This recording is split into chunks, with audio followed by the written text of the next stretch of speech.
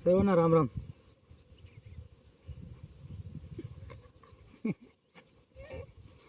आपलं नशीब एवढं चांगलं नाही आहे की आपल्याला तुकाराम महाराज, गौतम बुद्ध, ज्ञानेश्वर महाराज हे आपण जिवंत असताना आपल्याला भेटले नाही किंवा आपल्या काळामध्ये नाहीत.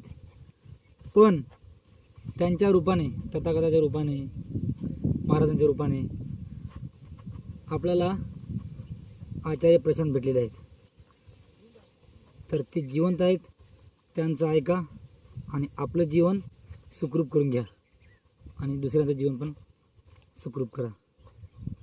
धन्यवाद.